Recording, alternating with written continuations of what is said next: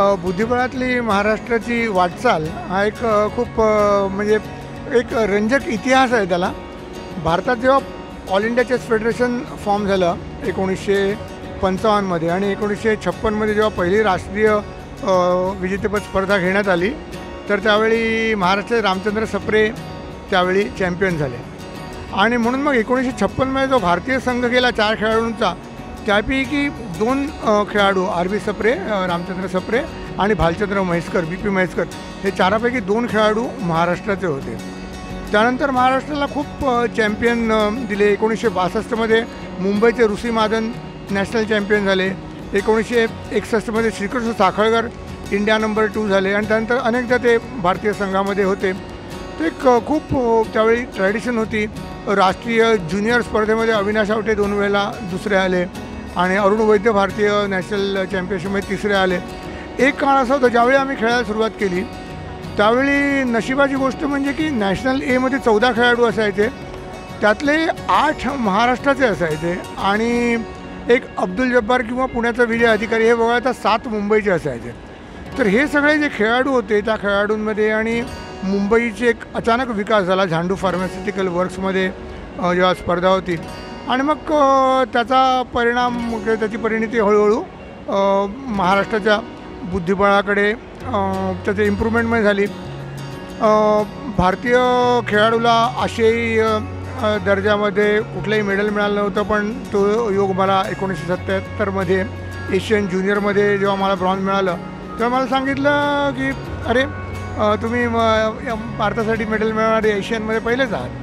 तर अशा प्रकारे त्यानंतर कॉमनवेल्थमध्ये जेव्हा कॉमनवेल्थमध्ये मला गोल्ड मिळाला तर कॉमनवेल्थ गोल्ड मिळवणारे तुम्ही पहिलेच खेळाडू आहात. 1985 पहिलेच भारतीय खेळाडू आहात. किंवा 1983 मला एशियन टीम चॅम्पियनशिपमध्ये इंडिव्हिज्युअल दुसऱ्या पटावरती सुवर्ण मिळालं गोल्ड. तर त्यावेळी सांगितलं अरे भारताचे पहिलेच खेळाडू तो महाराष्ट्र अग्रणी होता त्यावेळी आणि 1 नॅशनल चॅम्पियन होते. एकावेळी नंतर देखील 6पैकी कमीत कमी 2 ते 3 मेंबर आपले असायचे महाराष्ट्राचे. आणि ही ट्रॅडिशन थोडी मुंबईमध्ये मग दूरदर्शन आलं किंवा झेंडूची जागा बंद पडली त्यानंतर कमी झाली. त्याची जागा मग हळूहळू नागपूर आणि पुण्याने घेतली. पुण्यामध्येही ग्रँडमास्टर तयार झाले. परंतु एक आपला जो सुवर्ण काळ होता ज्यावेळी आपल्याकडे आपण म्हणायचो की 1/3 टीम आमची आहे किंवा अर्धे नॅशनल प्लेअर आमचे आहेत, तो मला वाटतं 70 सालचा एक इतिहास होता. तो अजून आपल्याकडे यायचा आहे आणि त्यासाठी आता आपल्याला प्रयत्न केले पाहिजेत. यासाठी सर्वात महत्त्वाची गोष्ट म्हणजे की खेळायची जागा.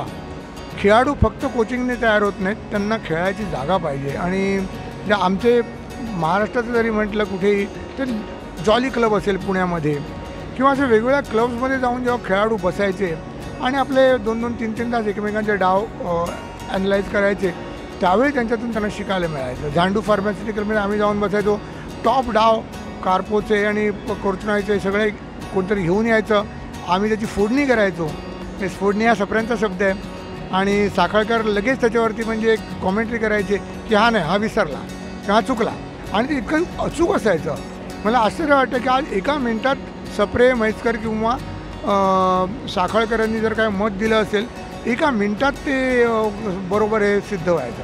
तर त्या प्रकारची जी प्रतिभा होती आणि हातोटी होती तशा प्रकारची प्रतिभा आजही खूप खेळाडूंकडे आहे.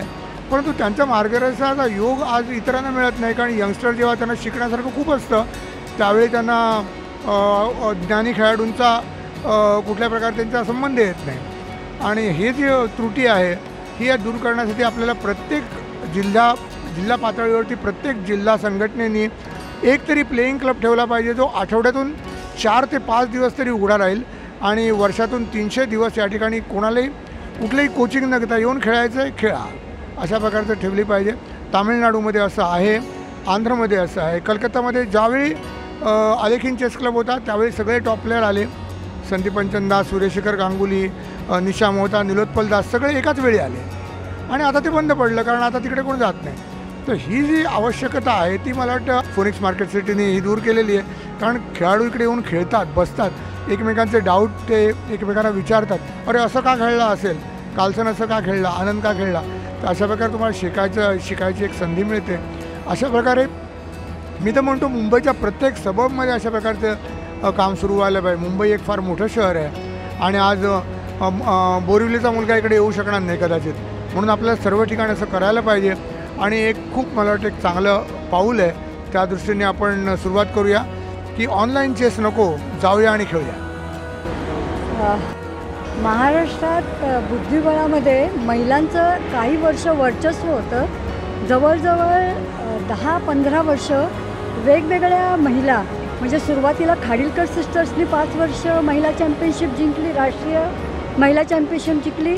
त्यांच्यानंतर मी आणि अनुपमा गोखलेने 5-5 वर्ष जिंकली, मृणालिनी जिंकली. तर असं बरंच वर्ष महाराष्ट्रात बुद्धिबळाचं वर्चस्व होतं. पण गेले काही वर्ष महिलांच्या बुद्धिबळात महाराष्ट्राने तेवढी म्हणावी तेवढी प्रगती केली नाही. पण एक आनंदाची गोष्ट अशी आहे की आता दिव्या देशमुख खूपच तिनं म्हणजे महाराष्ट्रातल्या महिलांच्या बुद्धिबळाला एकदम प्रगतीपथावर नेऊन ठेवलं आहे. ती ऑलिम्पिकमध्ये पण सिलेक्ट झालेली आहे. त्याखेरीज अलीकडच्या सगळ्या स्पर्धामध्ये तिनं उत्कृष्ट कामगिरी केली आहे. वर्ल्ड ज्युनियर विमेन्स चॅम्पियनशिप जिंकलेली आहे. आणि मला असं वाटतं की आपली पूर्वीची परंपरा बघून आणि आता तयार होणारे दिव्या देशमुखसारखे खेळाडू बघून त्यांच्या वाटेवरती इतर महिला खेळाडूंनी चालायला काहीच हरकत नाही. आणि त्याच्याकरता त्यांना जी काही गरज असेल, त्यांना काही जी मदत हवी असेल ती द्यायला मी पूर्णपणे तयार आहे.